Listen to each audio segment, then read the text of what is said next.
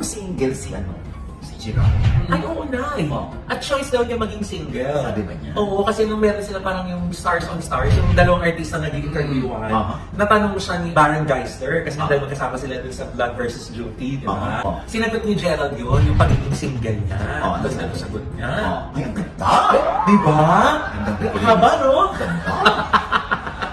Eto na yung sabi niya. Sabi niya. Wala ka. Ay, plan on focusing on myself? Yeah. That's all I've been doing. Yun lang naman yung dahilan kung bakit din ako single.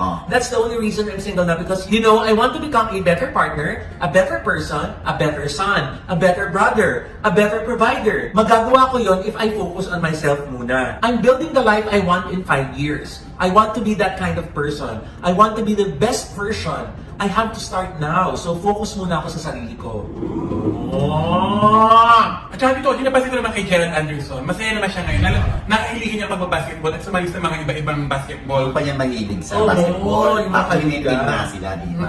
Yung third floor. Parang enjoy naman siya, kaya mukhang masaya, parang hindi naman stress. So yun nga daw, yun yung nag-share niya na he's preparing for the future and the kind of life he eventually wants to have, including building his own family someday. Kasi hindi naman bumabata si Gerald, di ba? Kasi siguro pumapasok na sa isip niya yung pag-settle down. So siguro sa kanya, habang single siya, ito yung preparation niya. Kasi di ba ganun na kapag single ka, di ba parang sinasabi nila, yung cup mo half full.